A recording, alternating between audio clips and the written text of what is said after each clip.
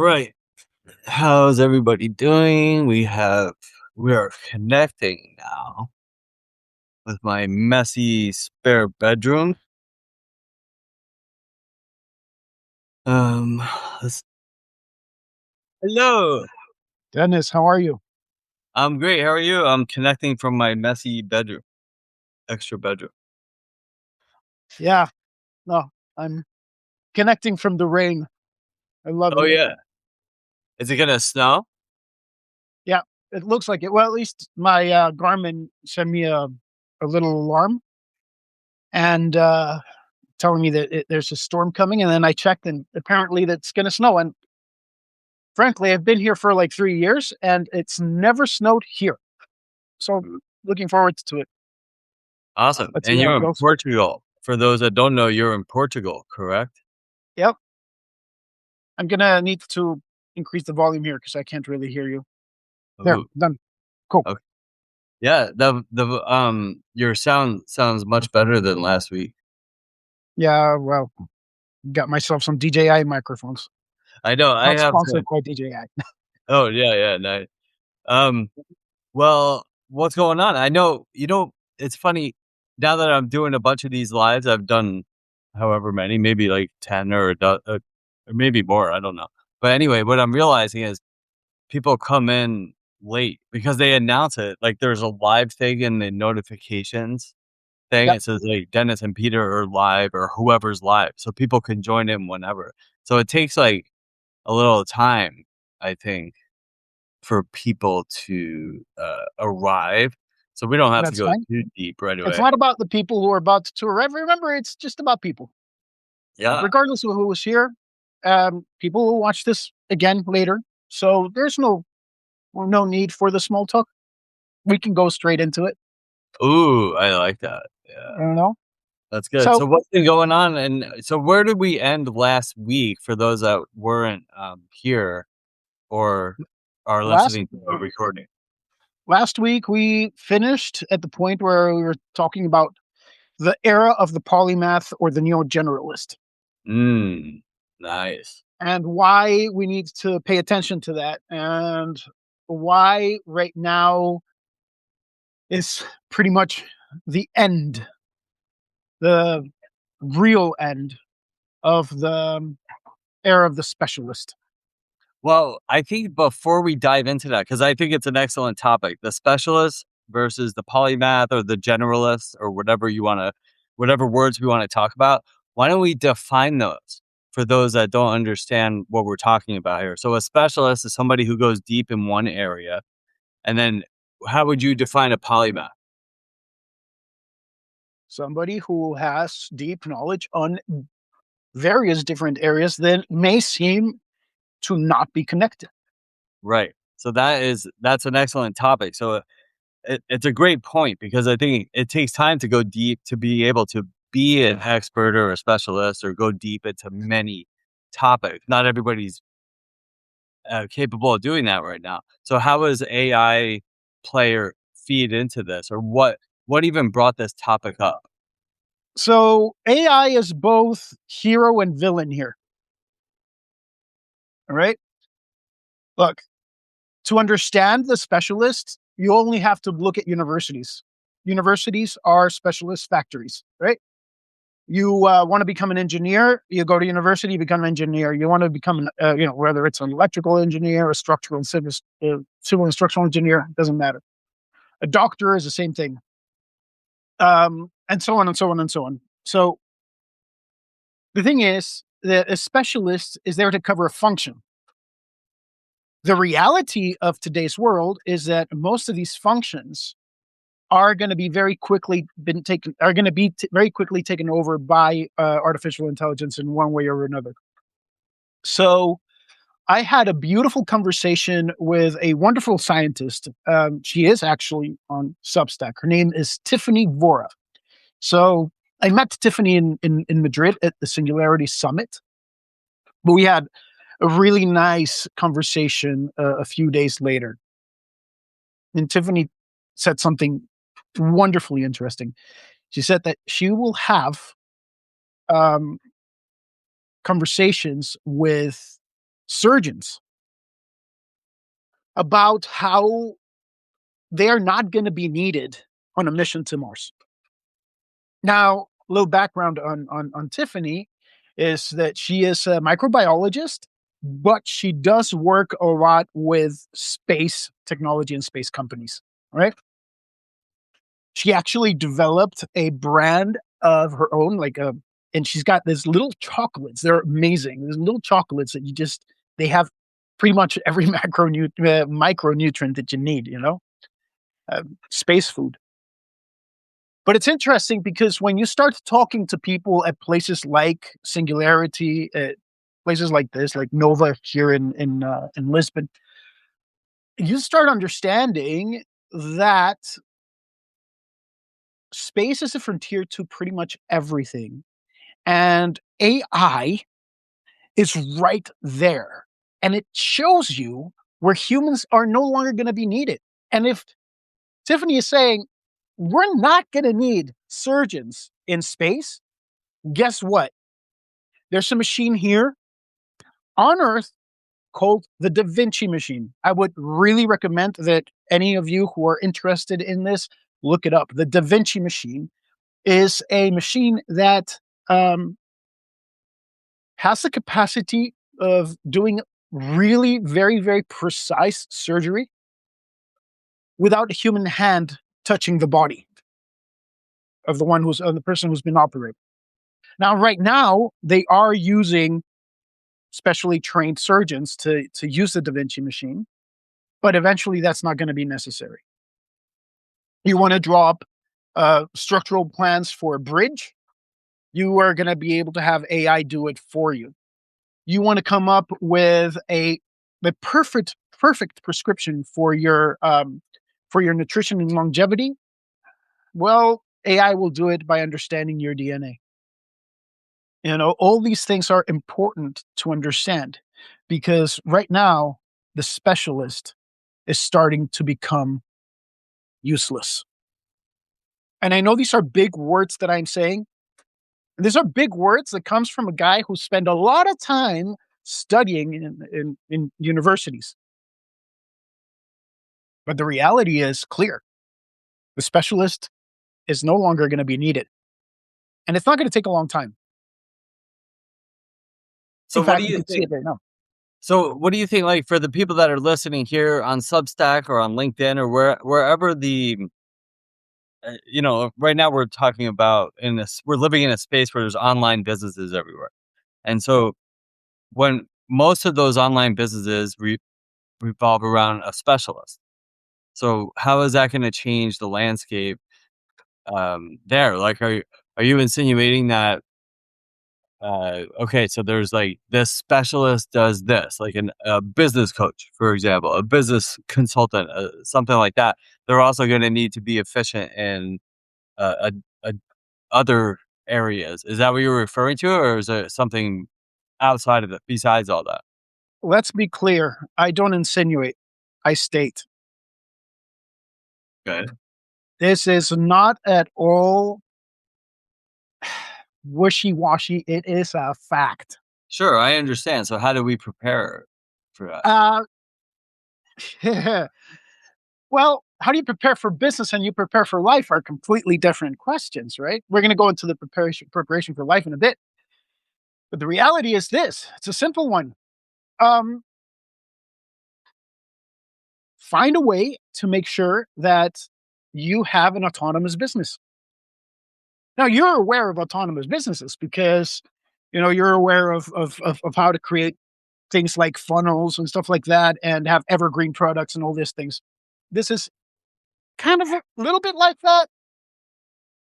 But China, there's a company in China, uh, forget the name of it, but just in December, they came out with this amazing agentic AI that kills businesses because of the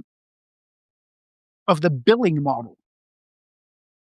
So the billing model is you only pay us based on the results that our agents generate.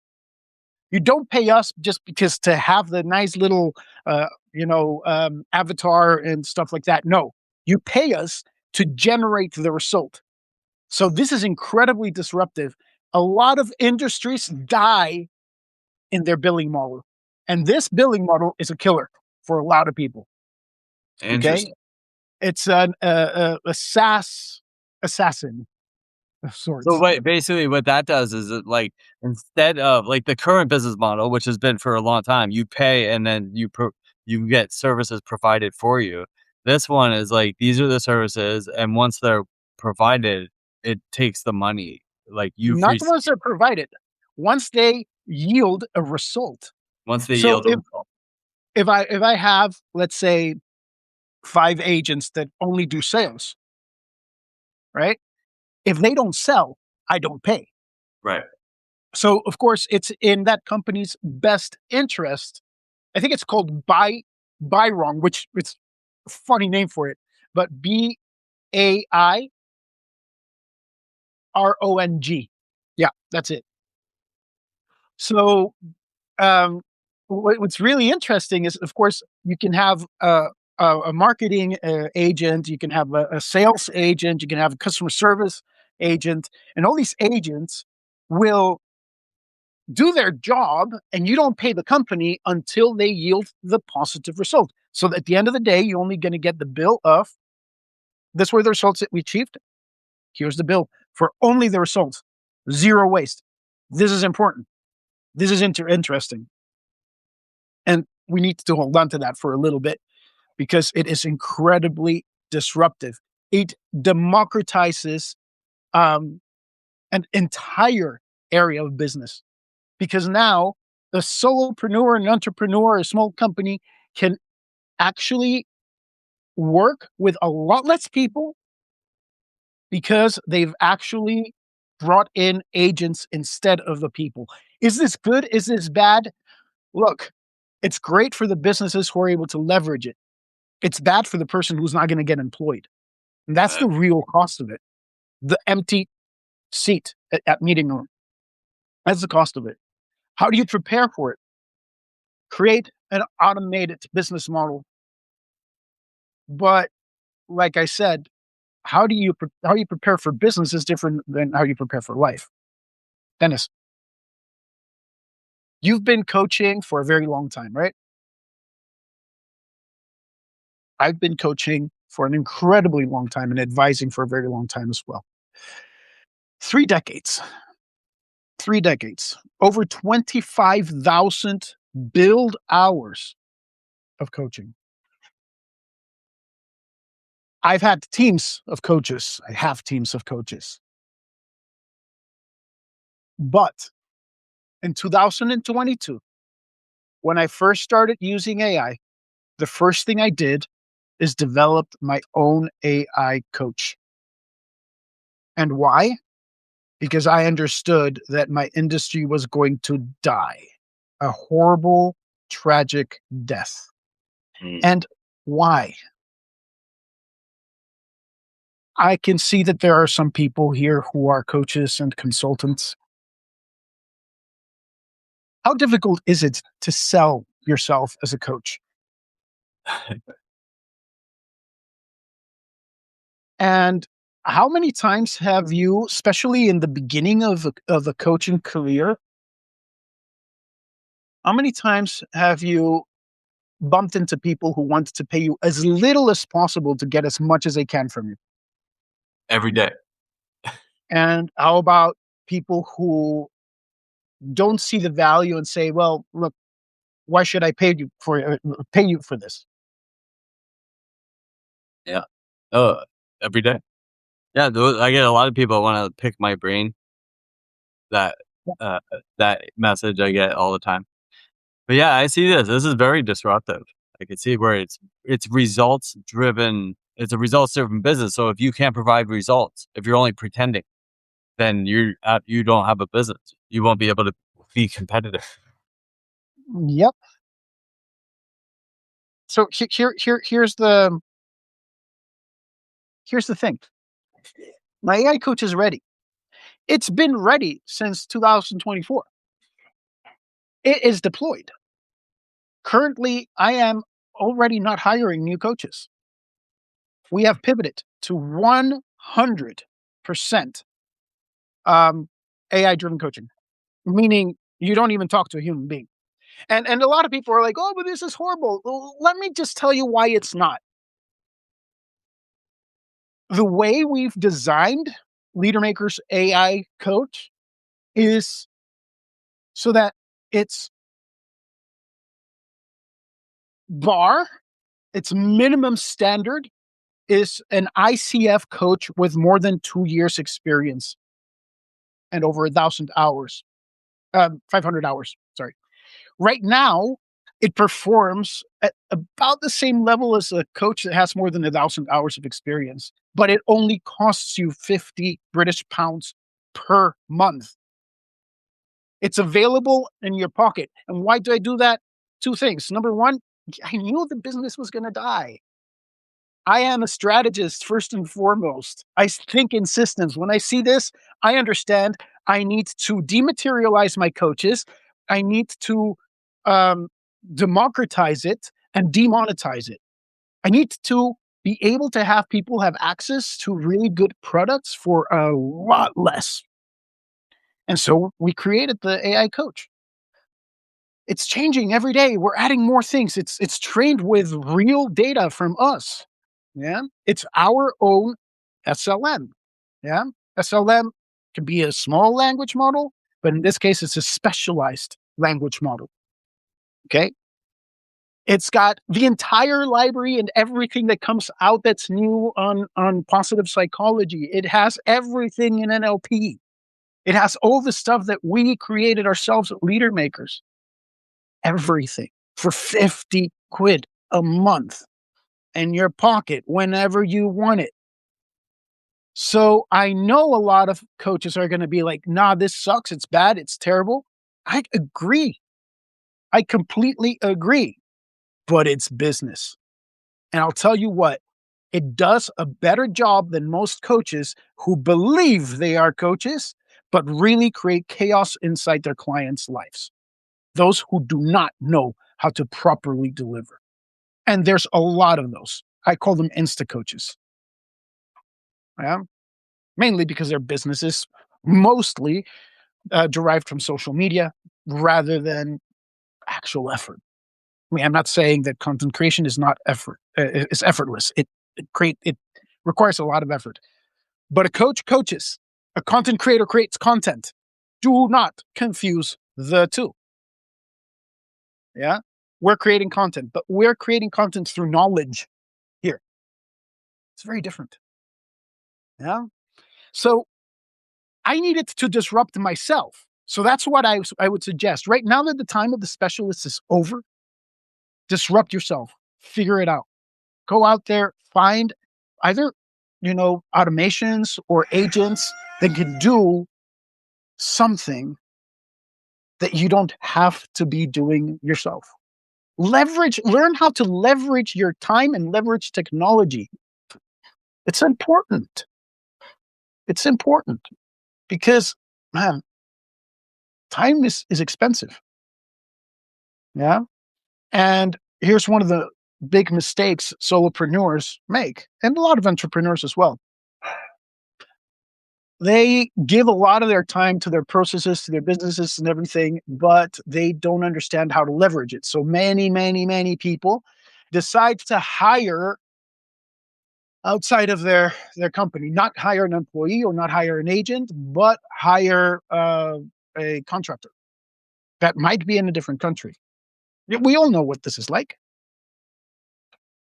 Um, Back in the mid 2000s, I was the vice president of strategy for a tech company in Sri Lanka that did a lot of this. They basically had a lot of employees, and they would outsource their. They would be an outsourcing company for anybody who wanted the tech done. The problem with that is you have very little oversight. You have very little control. You can't really have a scrum meeting if you don't have control over the space where you're at with the people. If you don't have a common room to sit in, or at least to chat in. They're not part of the company culture. They don't have enough skin in the game because if you disappear, um, they simply go to someone else. Yeah. So that's a mistake. And so what happens is that the solopreneur, entrepreneur starts putting a lot of effort into that and starts really um, putting a lot of time into processes that an actual employee could do, or right now an agent can do. So right now, employment, employing people has been democratized and demonetized. You can actually have employees that cost you $1 a day. Yeah. This is not difficult. And with the buy wrong AI company in China coming up with their model, it's going to be a great opportunity for everybody here, for everyone who's listening. It's going to be a great opportunity for all of you to be able to find the specific positions that you need, get an agent to do it for you, and that agent does not have to eat, does not have to sleep, does not have to do anything except its job, and you don't pay it unless it performs. And this is great. Watch that space because if Yeah, you have it, it's going to be amazing for you. yeah, so I typed in very wrong while you were talking, and I looked up the company. It's really interesting because Yeah, I have not heard of it. But an AI technology company is providing AI-driven solutions like NLP, machine learning, generative AI, everything you were just talking about, via a results as a service model instead of a SaaS model. It's not uh, yeah, software as a service. It's a result. It's a for sure. RAAS. Yeah, it's a RAS. Yeah, It's a RAS model, so it's only based on results. So that raises the bar for humans because now we have to provide results. There's no way around it. Otherwise, we're not going to make money. And that disqualifies a lot of people, like you were just talking about, who aren't qualified to do whatever it is, coaching or whatever, uh, to do, which is tough. so this is an interesting thing. It is very, very tough, but we need to understand that coaches are going to become the elevator operators and the horse and carriage riders. Yeah, of in the near future. Every time it's going to be less and less of us needed. I understood this. I created the AI coach. I spoke with my team. My team was like, "But really, are you serious? What are you going to do with this? It's gonna get rid of us." Initially, I said, "Look, initially, it's just going to be basically a tool that your clients can have in order for them to like have something in between sessions." But now I see that that's not only what it's going to be. When I understood this, uh, I understood one clear thing. If I democratize this, make sure that the technology is good, and it's good. If I democratize this and I demonetize it so that it's only £50 a month instead of what you pay a coach, like you know how much I charge per session, right? So I can be very clear about it. I have no problem with the transparency. I charge 1,500 British pounds per hour. Okay, so um, the thing is, I understood that if we did it well, we would disrupt the coaching industry, but we would specifically raise the bar as this is what 50 British pounds, which is like 60 something dollars per month, will buy you. If you're going to get a coach, a physical coach, it better deliver much more value than that 50 British pounds a month coach that you have in your pocket. That was an important disruption to create. And why? Social responsibility. I've seen coaches ruin people's lives and businesses. I just wrote about that in an article that I posted yesterday, the noir of business. I have seen marriages, businesses, empires ruined by a bad coach.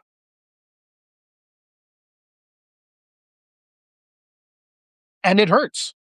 It doesn't only hurt to see the pain that the people are going through, but it also hurts to see the damage that they create in the industry, an industry that I spent 31 years now in. When you spend this much time in any business, you start seeing patterns, you start seeing geology. Um, it's both, Anna. My AI coach is both a B2B and a B2C one. You can select it. We can actually even create teams. So we can have a whole team being coached, and then we can have a person on loop, so the human on loop, so they can actually see how they're doing. It creates tests and everything, and it gives a good overview of the team. Um, so I hope that answers that question, Anna. So I where was I?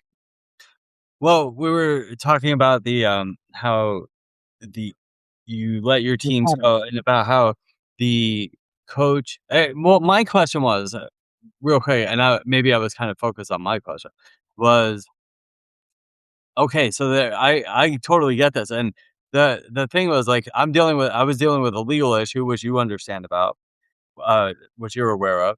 But what we're moving towards is this is like we're and this is related to what you're saying, is that like when you get in like litigation argument, you can have this lawyer is gonna say this, and this is what you used to pay lawyers, you know, thousands or millions of dollars for, is to write an argument.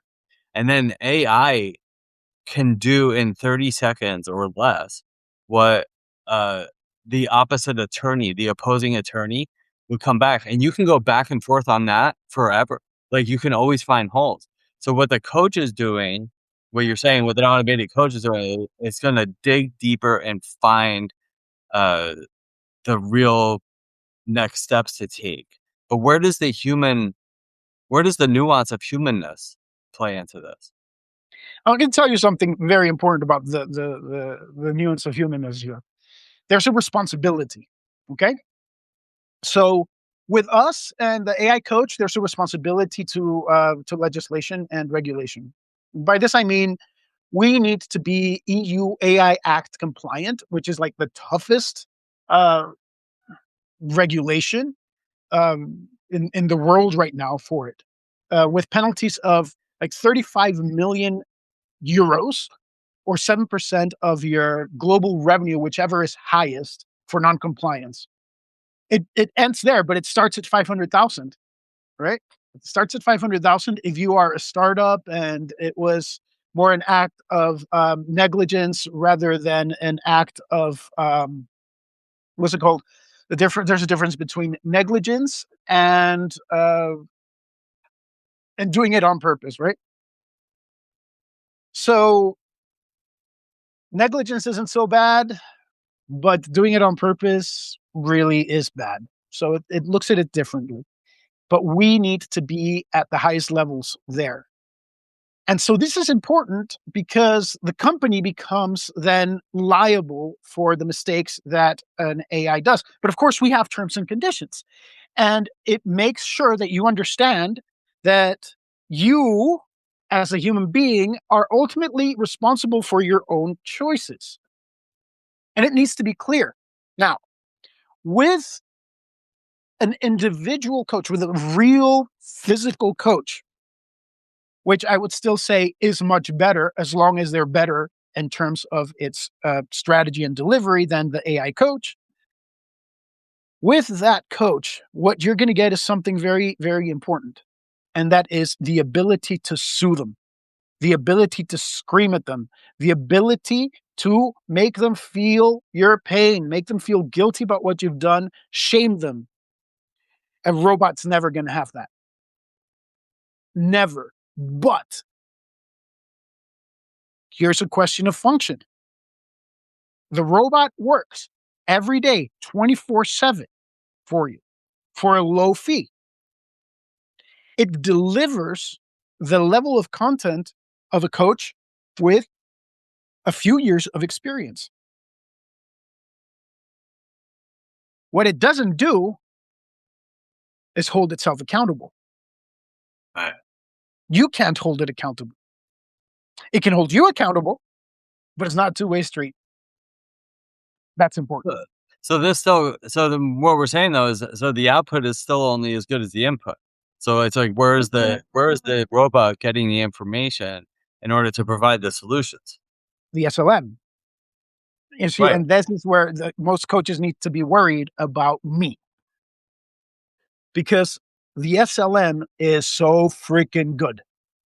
But not only that, we also have things like that I use, like simulations, Monte Carlo simulations that I'm starting to integrate into almost everything I do, which basically runs a whole bunch of possibilities. More specifically, the smaller amount of possibilities that we have is 10,000. Like the smallest run I have of simulations is it runs 10,000 simulations in about 400 nanoseconds. Okay, a person cannot do that. You say, okay, well, this what should I do? A, B, C. So it runs some statistical models, then it runs the simulation, and it says this is what you can get from it. This is the highest probability. This is the best result that you can do. If you go from here, statistically speaking, looking at the patterns, looking at the paths with 10,000 simulations as a minimum, this is what you're going to get. Tell me a human being that can do that. Run 10,000 simulations of a complex situation in their mind in 400 nanoseconds. Right, but now This these is coaches can now use these and still do in-person things. So when you're saying like a coach, like we have access to it. Let's say we have access to this AI coach, but what about where does and I'm just playing devil's advocate. This is a discussion. This kind of discussion. But what about what happens to looking eye to eye and human connection and stuff like that instead of just typing back and forth? I understand we also want the right results, but what about and I would rather have the right results than worry about sitting here talking to a human. I think I guess it depends on the situation. Sometimes I just want results. Sometimes I want to talk to a human. So where's that balance? Like if somebody needs is going through like, life's things, heartache, uh, bankruptcy, like real uh hard things to go through in life. Where does humanness come in there? Or do you have both at that point? Let me tell you something that I think is incredibly important in terms of responsibility. A coach should not be a therapist. Right. And remember, my background is in psychology. I do have a degree in psychology. I have a master's in psychology as well. And I can tell you, and plus, I do have my NLP stuff. And do you know that I was an NLP practitioner at age 16? That's how long I've been coaching. I'm 49 now. Um, but also, it's got, you know, the thing is, a coach should not be involved in therapy. You can be a coach or you can be a therapist. You need to make a choice. The AI coach will not give you therapy. And if an AI therapist at some point exists, it's going to have so many guardrails. It's unbelievable. But I still believe that human contact is going to be necessary for accountability. Look, I don't think that for a business, you actually need face to face contact unless you are a high caliber coach that is able to deal at the highest levels of complexity, you know, which is what I become after 25,000 hours of build coaching. You kind of get there, but that comes with a lot of pain. And I can tell you something many, many, many, many, many business coaches don't know how to run their own business. Many, many, many, many life coaches don't know how to run their own life. And many leadership coaches have never been a leader. So, of course, I have no problem democratizing those forms of coaching and putting it into a machine because it will raise the bar of the minimum standard that a human needs to actually achieve to be able to be that good. They'll have a person's business, a person's marriage, a person's hands in their lives in their hands. And so are we talking about just typing in, like, this is where we are. You type or you speak in your query, your question, your issue, or whatever's going on, and then it spits out a written result. How far away do you think we are until there's like a human looking figure that we can talk to and exchange back and forth? I think it's some of it, it's here on some level, but I mean, it's in theory, I could connect it already to a video generation thing and create an avatar, but I'm not going to do that. And here's why. Because I believe that in AI, we are creating a bit of a monster. I believe that we've made a mistake by making AI a companion that imitates, mimics, and emulates human behavior and communication. I am not going to let one of my systems do that. It's going to be clear. It's not going to do that. Never. None of my systems are going to do that. They're there. They're designed to, and they will continue to be designed to understand the human experience, but not to copy it, imitate it, or fool you into thinking it's your friend. It's not going to do that. So, how far are we? I think we're already there. I'm pretty sure. In fact, I am 100% sure that we can just plug it in like this and generate it. Should we? Unequivocally, no. Do not humanize the machine. You're going to get into trouble. Get emotionally attached to it, problem.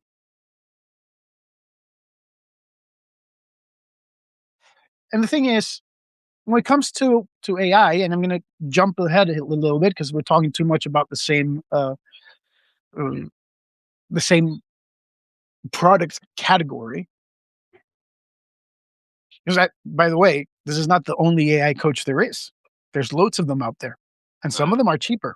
Like, mine has really good quality, but does it mean it's the best? Honestly, I really don't know. It's the best of the ones I've tried, but I'm pretty sure there's something better out there.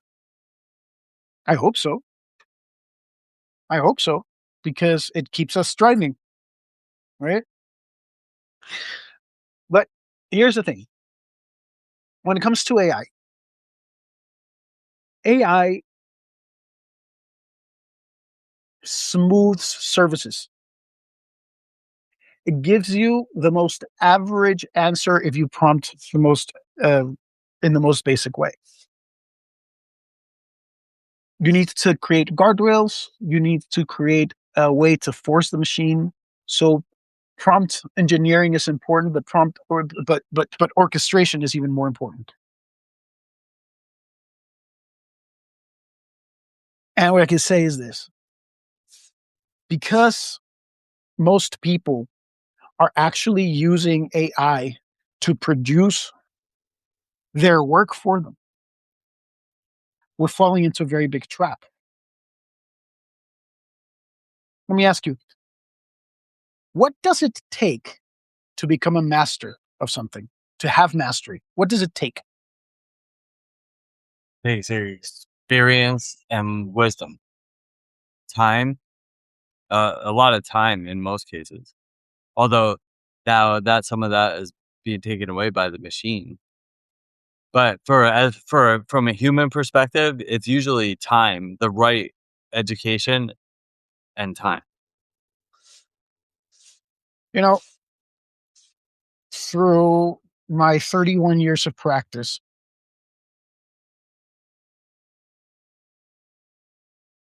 I've explored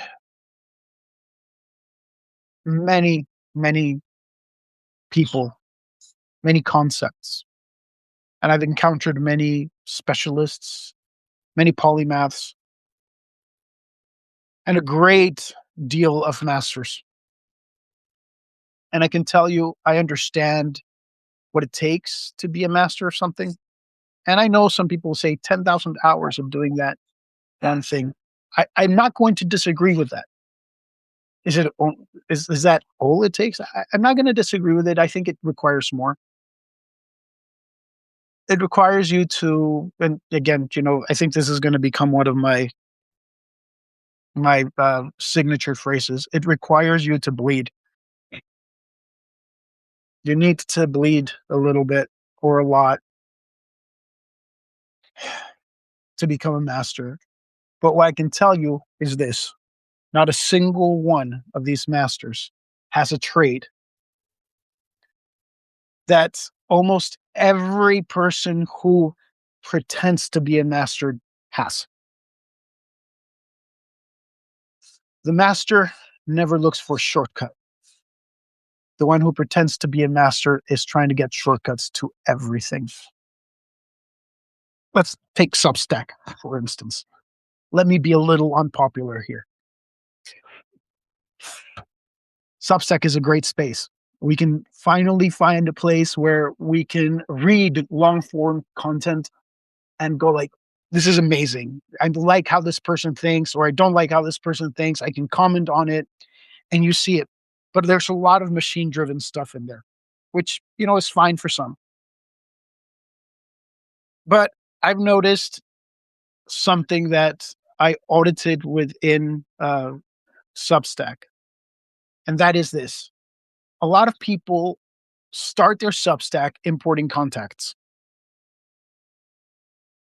I think that in places like the US, it might be okay. In places like Latin America, it might be okay. But in Europe, it's not. It's a legal liability. And why? Because the person did not give consent. You see, if I import the 24,000 people I have in my LinkedIn into Substack, every single European that I import is a liability. Oh, and by the way, that happens with any European around the world. So even if you are based out of Timbuktu, or you're based out of Iowa, or out of, I don't know, Australia somewhere, if you even have one person from the EU that did not consent, you are held to GDPR standards. You can be sued. But you look for the shortcut. Let me get, I don't know, 20,000 subscribers all in one go because I have them. I should leverage it. Well, the shortcut can land you in a very big lawsuit. A shortcut is never really what it seems because you don't bleed for it. The question is, if I had 20,000 subscribers right now, but I didn't bleed for it, that are these real, or is it just a vanity metric? And is it worth my legal liability and risk to have that vanity metric? Instead, I know I have 56 subscribers right now, but they've been generated organically. And that's good because I just been here for a month. I'm happy. Yeah. Um, yeah. Anna, you're totally right. If you buy emails, there's an entire business around it, and there's an entire new set of liability around that too. Especially in Europe, we really need consent. We don't have consent, we have liability. It's as simple as that. So, yeah, you're 100% right, Anna. So this is it. I do consider myself a biohacker, but does this mean I'm looking for shortcuts because I have the word hacker in there? No, I am looking for control. You see, a lot of people use the word hack to mean shortcut. I use the word hack because to me, it's not about shortcuts. It's about control. It's about sovereignty. If I find a shortcut to something, chances are it's going to have a way to kick me in the ass. So I categorically back away from most shortcuts. Some of them are just simply practical solutions, right? And I make a distinction between a practical solution and yeah, this is a good question, Anna. So there's a difference between a practical solution and a Shortcut. and a hack, right? And a shortcut, right? Of course, what I'm talking about with agentic AI, this is a practical solution if used well. Okay, so Anna, you ask a question here. Let's talk about legal liability behind bold statements people use as knowledge. This is a really good question, especially for a lawyer, because it's also going to depend on the jurisdiction that you're in. And it depends on the type of bold statements that you create. But for example, if I have a bold statement for in my website, even, or if I make a bold statement saying that I can deliver something and it's fantastic and it's amazing, and I don't, there's a liability there. There's a liability. You have a reputational risk, a reputational liability, but you also have a legal one if you're not able to deliver. And this is important. I would suggest that if you have a bold statement, that you have also the way to back it up, because bold statements work. They do work. We are an incredibly polarized society, and polarizing statements, bold polarizing statements do work. But if you have something to back it up, that would be better. I do a lot of work on researching things, a lot of work. And why? Because my writing is bold. Many of you who have read my stuff, it's bold. I make very clear, I draw very clear, I make very clear statements on signals and patterns that I observe. But I need to make sure that every single signal and pattern I observe is backed up by a source. And the source is important to me. Why? Because whilst I publish here on Substack, before any of my articles, except for the ones that are time sensitive, before any of my articles make it into Substack, I first send them to publishers like Palladium, The Atlantic, Vanity Fair, and so on. Um, so I need to make sure that if there is a fact checking um, process, which there almost always is, that I'm able to back everything up. But what do we do? How do we do that? If how do we actually make people do that in social media, in Substack? We can't really enforce it. But the thing is, in certain countries, legislation and regulation enforces that for you. The UK is an incredibly painful example of it, because they are putting people in jail for what they say on social media. And it might be a fact. But the moment that you go out there and put yourself out there, you have a liability. And how are you going to manage that? And if you make a huge statement as knowledge and put it down as a fact, please, please have some form of way to prove it, whether it's a document trail, sources, whatever. If you look at my articles are first written in Word. I just put it all out there, and I create. I put my citations because I'm a bit of an academic. I've always been, so I understand the citations are important. So I put the citations and everything, and then once I arrange the format for whatever publication I'm publishing for, I will have my citations. I will separate them, and I'll put them all in one area. And if they ever ask for it, it's there. You know. Of course, the difference is personal stories.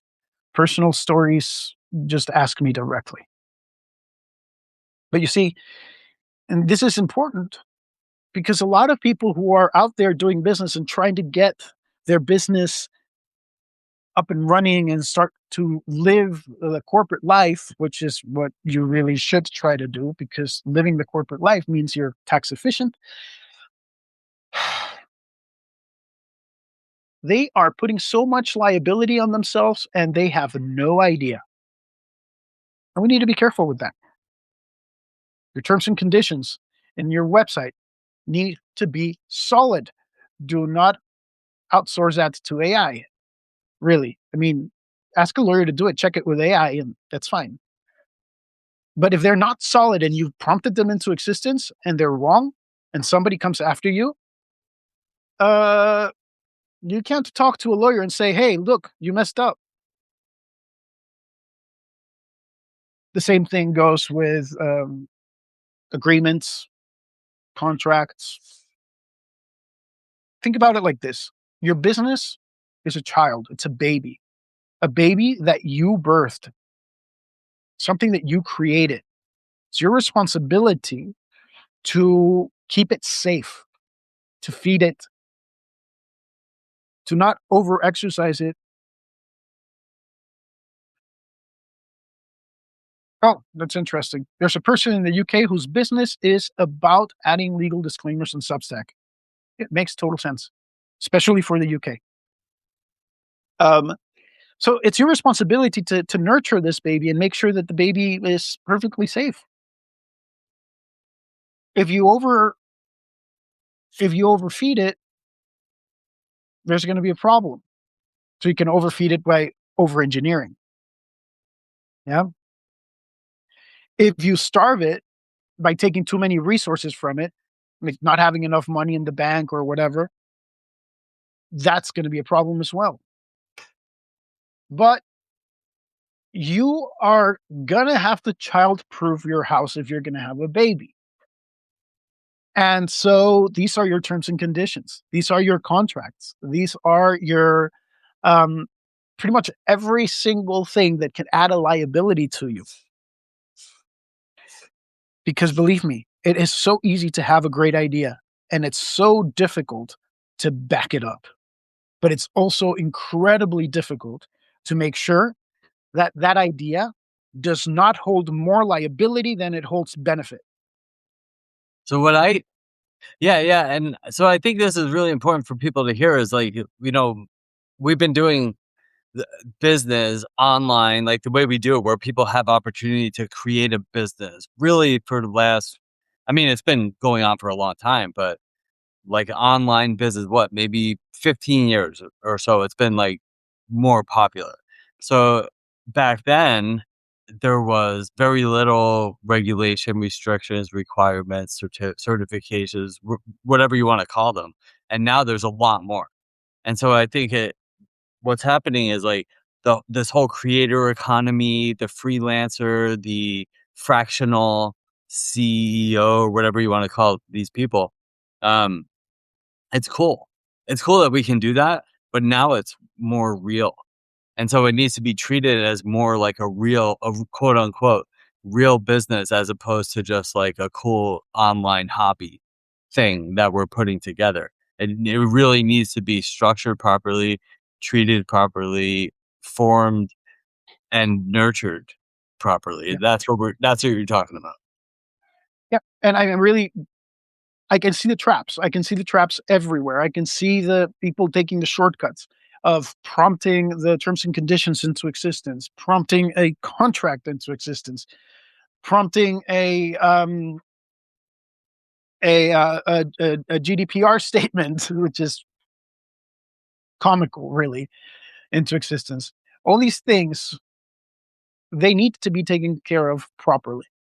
Look, I am not going to prompt a term sheet for a startup into existence. I cannot do that. That would be the silliest, dumbest thing because I will die by that term sheet. Simple. So why should I prompt the terms and conditions in my website into existence if I think just because I think that, well, nobody's going to sue me. That's not true. That's not true. Right. So we And need look, to be you've more. worked really hard for some clients and everything. And even like that, every time that there's a problem, it hurts, doesn't it? So now imagine if you're not backed up by a legal system, because yeah, I use ChatGPT to write my terms and conditions. It can hurt more. Right. So now, but aren't there now? All right. So let's say, because the first part of it, it's almost contradictory. The first part of this whole conversation was like, we're using AI and agents to do everything now. And now there's like, oh, but now we need to make sure it's set up the right way and we can't just use AI. So we need a lawyer or No, something. no, no, no. They're not all AI is created equal. Right. See, what I'm saying is, if you have a proper agent that works on proper rag file system that has the right um, data for it, then great. But if you're a startup, you're not going to have that. You're not going to have that. But lawyers do. My lawyer, I understand this. My lawyer has a database. I have a lawyer on retainer, and this is something that I will always do. I have a lawyer on retainer, pay him about 2,000 euros a month, something like that. I'm not sure, but that and north of that. Um, but I understand that he's got my back. But I also understand that a lot of the paralegal work is generated by proper AI. And proper AI does not mean ChatGPT, does not mean Gemini, does not mean any of those. It's a proper agent with a proper RAG system, with a vectorized database, and all these beautiful things that most people don't talk about because they believe an agent is simply a sophisticated prompt. It is not. So not all AI is created equal. If you have your own SLM, your own LLM, which by the way, you can have, it's not expensive. You can download it for free. Llama 3. Llama 3. You can use it to create your own SLM. Not a problem, right? Free. It's open source. It's open source. Simple. But the question here is, if you start using agents that are professional, you won't have much of a problem. If you start using agents that are faulty, you'll have a problem. Like I had a problem last week with an agent that went rogue and actually created another problem. And I fixed it. I took responsibility because that's what it means to be on the loop. You need to take responsibility for your tech messing up, right? But just think of the argument. You get sued for something that was in your terms and conditions in your website. That it created an expectation you did not deliver. Uh, then what? You go up to the court and you go up to the judge and you said, "Well, I don't know. ChatGPT created it." How well is that going to go down?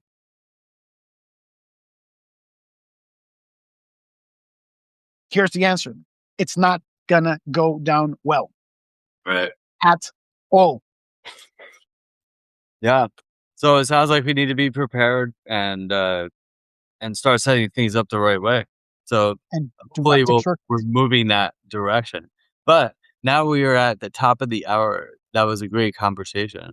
There's so much to that you could just keep going and going and going. But Yep. it's a new world, definitely a new world with new systems, new responsibilities, and but new opportunity. I mean, like, but you have to do these things. It's not like you have to put the time and put everything together, and but it's available, and that's amazing. But it also means you have to put, you know, do things the right way. You need to do things the right way. You have to. People have to stop looking for shortcuts. Uh, Optimization is one thing. Shortcuts is a completely different thing. Stop looking for shortcuts. Don't prompt things that can hold liability into existence. Please don't do that. That includes bold statements. Yeah. Um, Disclaimers, bold statements, GDPR stuff, privacy things, none of that. Don't prompt it into existence. Unless you know what you're doing, don't do it at all. And that's Get it a good wrong. place to end it. I always like to say the shortcut doing things the right way is actually the shortcut. Yeah. Yeah. And for the right reason. Okay. Yes, absolutely. Well, thank you. That was awesome, dude. Thank you so much for, It's uh, all good, man. doing this again. 2 great weeks. And, We'll do it. and then, yeah, awesome. Tune into Peter's stuff. You can stop by my stuff if you want to. And if anybody has any questions, feel free to reach out. Peter, you have Yep. any closing arguments? Think we've done good enough. All right, cool. Well, thanks All right. everybody. Have a beautiful day today. Thanks a lot. Talk to you soon. Bye.